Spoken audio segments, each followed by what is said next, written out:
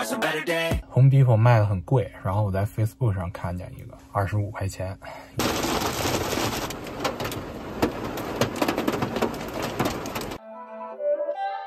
大自然是最好的咸菜。大家好，欢迎收看越野食堂，我是你们的西堂主。咱们买车的环节呀，终于告一段落了。从这集开始呢，我们正式开启越野食堂流浪小木屋计划。本来呢，今天想在外边给大家录，但是外边真是一会儿晴一会儿雨的，所以呢，决定回到屋里踏踏实实的给大家录流浪小木屋的第一集。那么这个流浪小屋计划呢，就是西堂主之前说过的大火。大家有没有这么一个梦想，就是可以在一段时间内生活在一个林中小屋里边，全身心的感受那种平静？但是呢，如果有一个可以随着你一起流浪的小屋，是不是就更酷？有了这个小屋之后呢，在路上你就不用计划每天住哪儿，你走到哪儿就可以住到哪儿。其实我呢，曾经最开始也想过买一个 truck camper， 或者是咱们叫房箱也好，放在皮卡的后边。但是呢，我看了一下这边 truck camper 的价格，就算是最便宜那种最轻量化的产品也要1万加币以上，而且是非常基础的款式。你也可以选择二手的，但是二手的我看了一些，那个状况都有一些惨不忍睹。就算有一些表面看起来还不错，但是其实里边要不就是装修非常老旧，要不就是有一些漏水呀，一些需要修补的地方。如果你自己来维修它的话，其实跟盖房子装修是一样的。既然都自己动手要去改造装修它了，何不自己从头开始做一个？自己做呢，也有一个好处，就是完全可以根据你自己的喜好来做。自己设计制作 truck camper 的第一步呢，就是要确定它是一个什么样的风格。哎呀，这也是一灵魂拷问。最开始呢，其实我也毫无头绪。但是呢，有一点我是确定的，就是我自己来做的话，肯定就不会按照市面上这些常见的 truck camper 来制作。它呢，肯定是一个温馨的，能跟大自然融合的更好的，而不是那种看起来冷冰冰的那种工业产品。我就开始翻阅大量的资料，查找各种之前的案例，给自己找一找灵感。网上也有很多大神啊，通过各种风格彰显自己 camper 的个性啊。当然有一些呢，确实是很好看，很有个性，但是有点不太实用。然后有一些呢，就是过于实用，然后看起来呢也没有什么这种所谓的感觉吧。然后呢，我就往偏冷门的方向去查找，总感觉差点意思。直到我看见了这个账号，这个账号的名字叫 Truck House Life， 我当时茅塞顿开，大为震惊。怎么国外还能这么玩，把房子直接盖到皮卡上？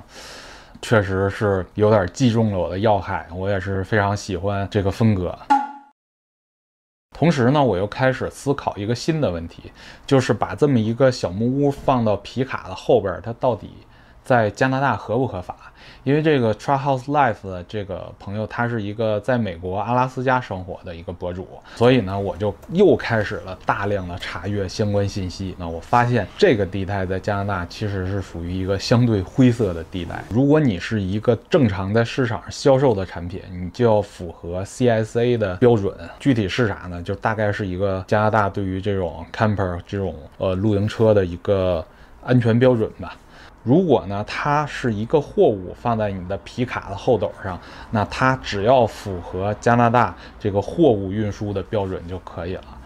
货物运输的标准就相对比较低呗，就是货别掉了，别超高超大就可以。看到这儿呢，我就相对比较踏实了，因为我的这个 camper 不可能做的很大很重，因为 F150 它本身承重就有限，所以呢，我不会把它什么东西都加到里边，尽量让它保持轻量化和简单。但是呢，在某些程度上，你也要让它符合，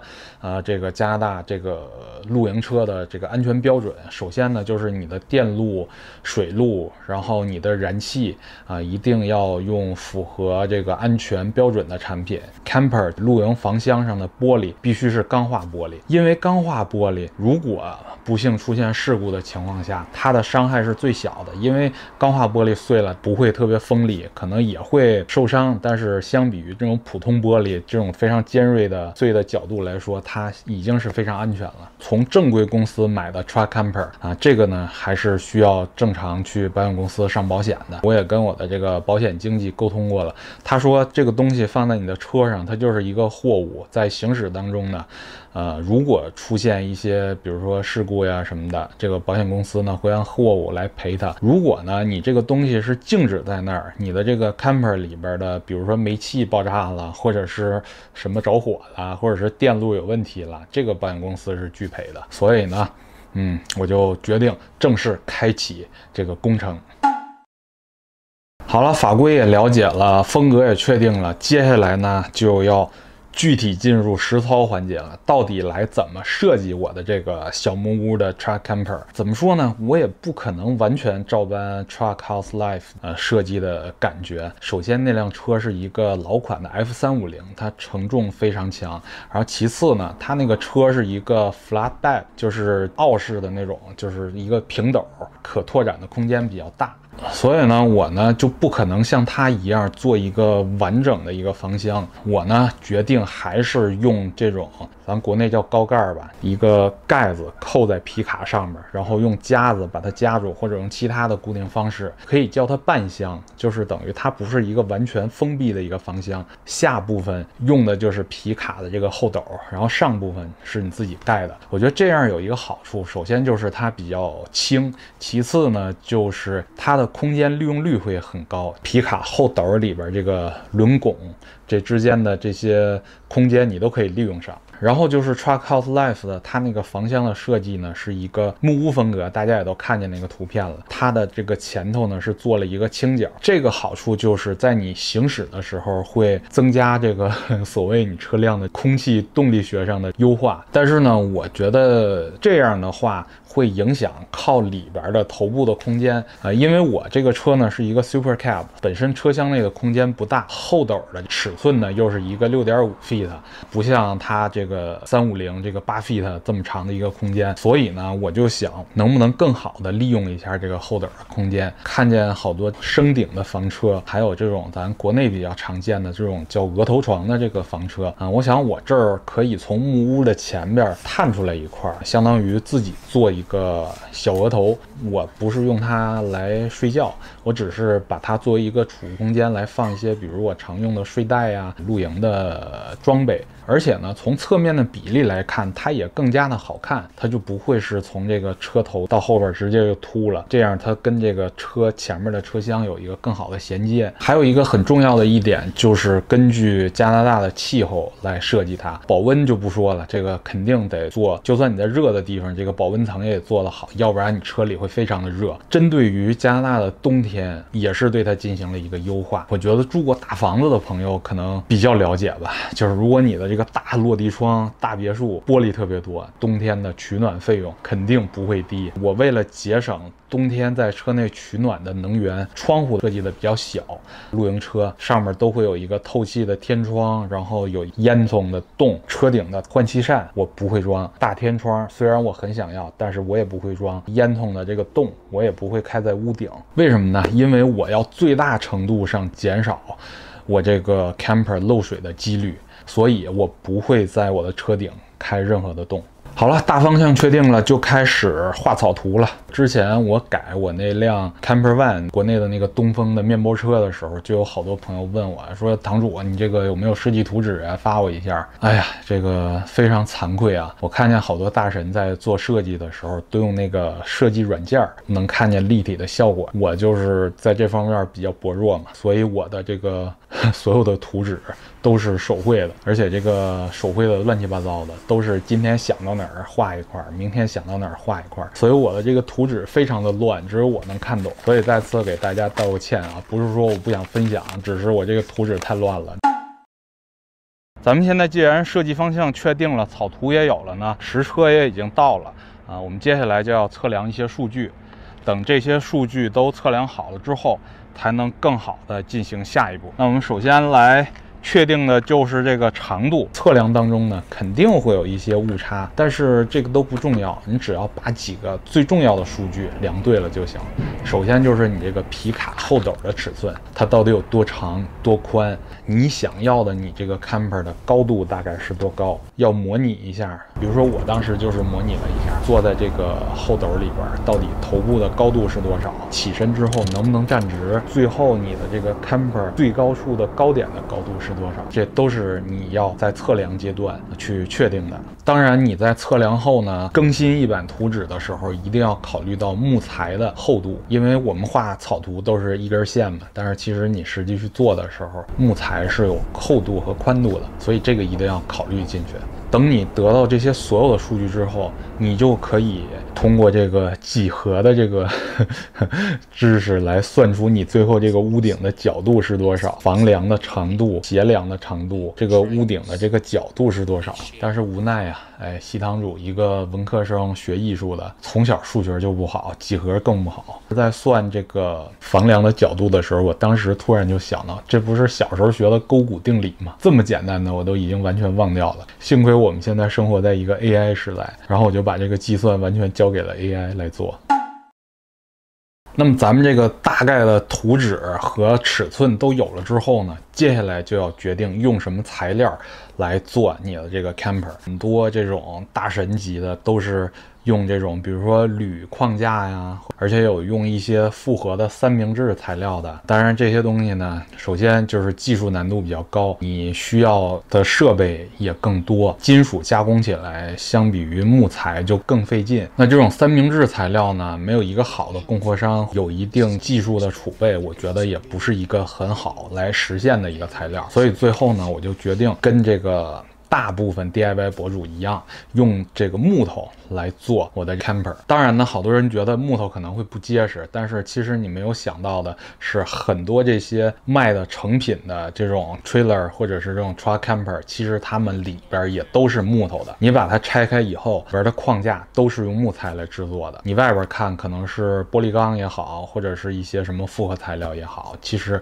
归根结底它的结构都是用木头来做的。当然用木头做的好处也非常多，首先木材是你非常好买到的一种材料，其次呢，它加工起来也比较简单，你只要有一些木工的基础和一些木工的工具就可以来做。还有一个就是木头它本身非常轻，强度也足够用，因为大家知道在美国加拿大这边房子都是用木头来做的，所以呢，我用木头做一个小小的 camper 是没有问题的。虽然木头很轻，但是你很多木头加到一块儿，它总重量也是有一定分量的。所以呢，最后呢，我要本着轻量化的原则，我决定用2×2的这个木方来做我的 camper 的框架。当然这个底座呢，我是用这个2×4的，因为它是跟这个皮卡后斗衔接到一块儿嘛，我也希望这个下盘更稳一点。决定这个木材的尺寸之后呢，接下来要决定选用什么样的木材，因为这边木材选择非常多。这边最常见的、最廉价的木材就是 SPF。当然这个 SPF 它不是一种木头啊，它是3种木头结合到一起的一个缩写，因为这3种木头特性和这个密度呀什么的，加工的方式啊都比较相近，所以就把它们结合到一块儿了。这 SPF 里呢，主要包含3种。对，3种这个树木的材料啊。首先呢就是云杉因为云杉它的英文是 spruce， 所以就是 S 是第一个。第二个呢就是 pine 松木，这个材料呢也是一个相对入门级的材料。然后最后一个 F 呢就是 fir 冷杉，所以呢这3种材料加一块呢就是 SPF。最大的优势就是便宜，不能说你买到最便宜的吧，反正相对在这些所有木材里它是比较便宜的，就它可以很大程度的降低你的制作成本。但是呢它还有它的问题，首先就是它这个入门级的这个木材嘛，它里边肯定各种巴结呀，这种裂痕也非常多。其次呢，这个 SPF 防腐性不是很好，如果你把它进行加工成框架的话，你后期一定要对它进行一个防腐，刷一些防腐的木蜡油啊，或者是刷一些油漆啊什么的，这也相对增加了一些成本。我没有选用 SPF， 虽然我很想节省成本，但是我觉得框架是一个非常重要的部分，它决定你这个东西到底结不结实。所以呢，我最后决定用 Cedar 雪松当我的框架的最终的木材的选择。雪松它的好处就非常多了，首先它天然防腐，因为它里边含有一种单宁酸，就很少有这种虫害啊。然后其次呢，雪松非常的轻，但是呢，雪松相比于 SPF 呢就会贵一些，我觉得最少得贵1倍到2倍吧。它虽然感觉成本高了，但是它的这个防腐的特性呢，让我在制作完这个框架之后，不需要对它进行防腐处理，不需要刷漆啊什么的，所以也无形中，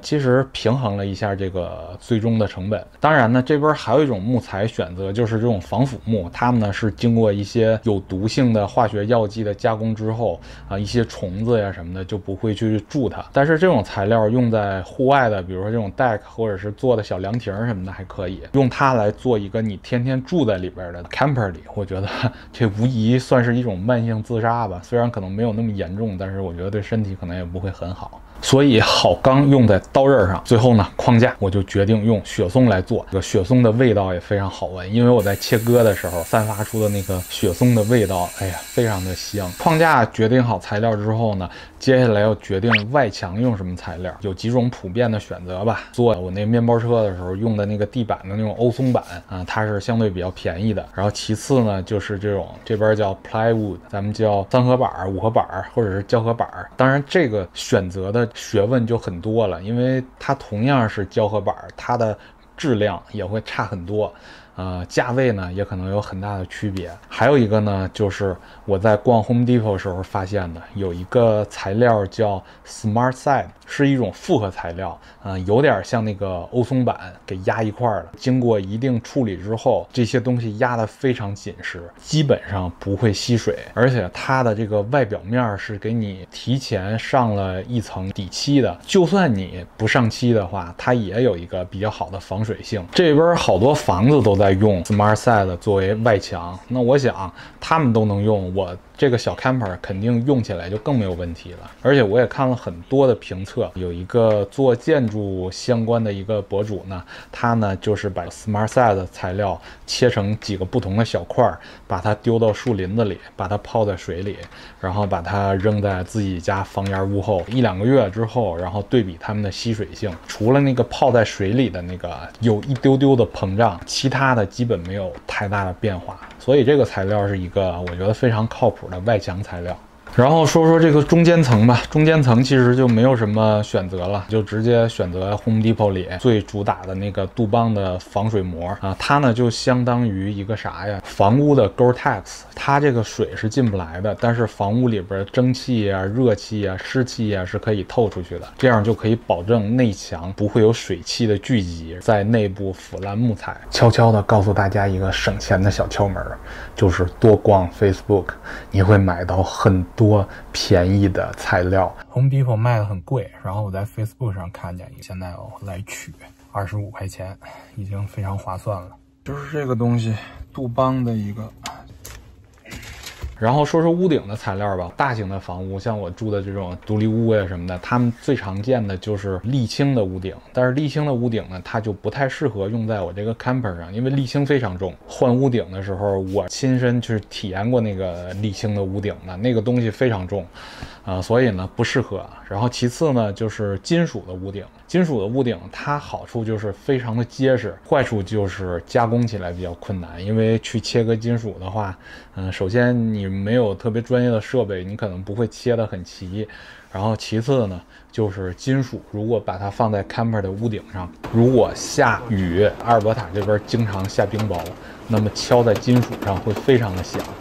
如果是晚上的话，你睡觉的时候估计就相当于给你扣到一钟里，然后敲那个钟一样。逛 Home Depot 的时候呢，又发现了一个新的复合材料。这个材料呢，它就是一种复合的沥青材料，它比那种传统的沥青屋顶要轻，比金属也要轻一点。它施工起来呢也比较方便，相对于金属来说好切割，敲上去是咚咚的这种闷响，就不会像金属屋顶一下雨或下冰雹就噼里啪啦就响得特别厉害。而且呢，它相比于金属来说也没有那么吸热。但是呢，我也看了一些评测之后，我发现它虽然好处很多，但是它最终还是从强度上败给金属屋顶，尤其是在极端天气比较多的省份。去年卡尔加里就有一场非常大的冰雹，朋友家里的房子基本上被砸的都是洞。通过这个考虑之后呢，我最后决定还是用金属的屋顶吧，响就响吧，结实就行，总比你这个屋顶被砸烂了强。然后呢，还有一个比较重要的就是保温层的选择，当然这个保温层的选择就学问太多了，我们之后放到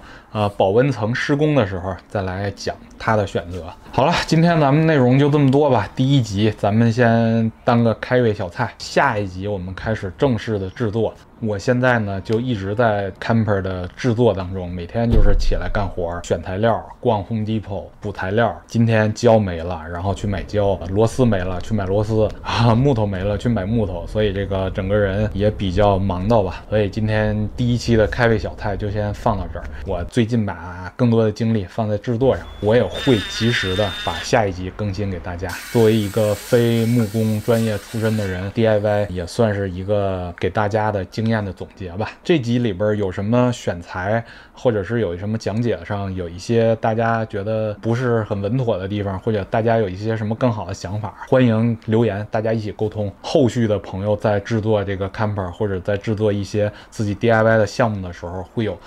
更好的选择。行了，那我们今天就这样，我们下期见，拜拜。